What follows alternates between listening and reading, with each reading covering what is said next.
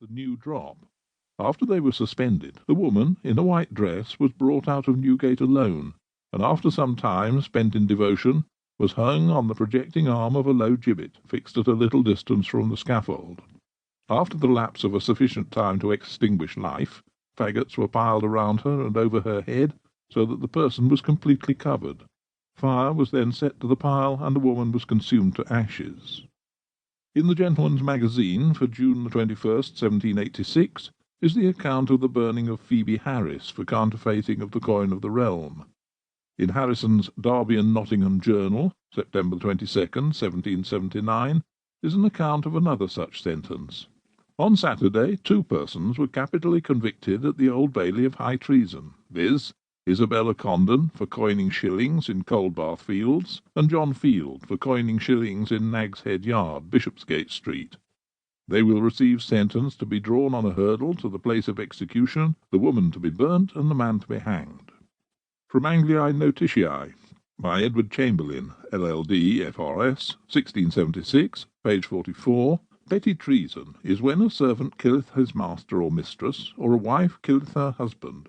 The punishment for a woman convicted of high treason or petty treason is all one, and that is to be drawn and burnt alive. Page 292. The law allots the same punishment to a woman that shall kill her husband as to a woman that shall kill her father or master, and that is petty treason, to be burnt alive.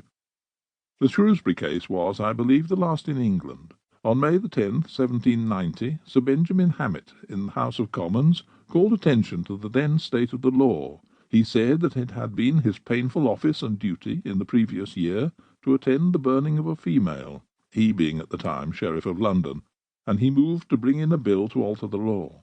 He showed that the sheriff, who shrank from executing the sentence of burning alive, was liable to a prosecution, but he thanked heaven that there was not a man in England who would carry such a sentence literally into execution. The executioner was allowed to strangle the woman condemned to the stake before flames were applied, but such an act of humanity was a violation of the law, subjecting executioner and sheriff to penalties. The act was passed 30 George III, c. 48. It is a startling thought that in the time of our grandfathers such atrocities could have been permitted by law. We move so rapidly now, and the swing of the pendulum has been so greatly into the other extreme, that we forget that a little over a century has elapsed since the last stake was kindled in England about the body of a wretched woman. End of the appendix, and end of Bladys of the Stewponey by Sabine Baring-Gould. Recording by John Roland. Bladys of the Stewponey by Sabine Baring-Gould. Recording by John Roland. Chapter 1. Oh, yes.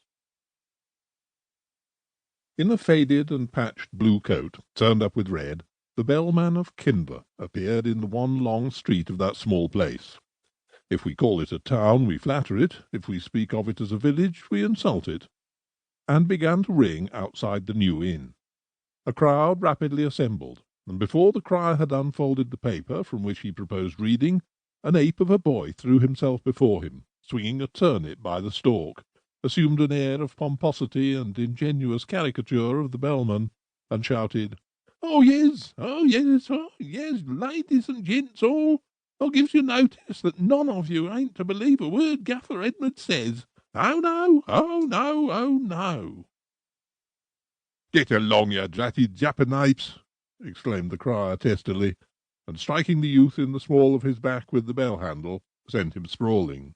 Then, striding forward, he took position with a foot on each side of the prostrate urchin, rang again, and called, "Oh, yes, oh, yes, oh, yes.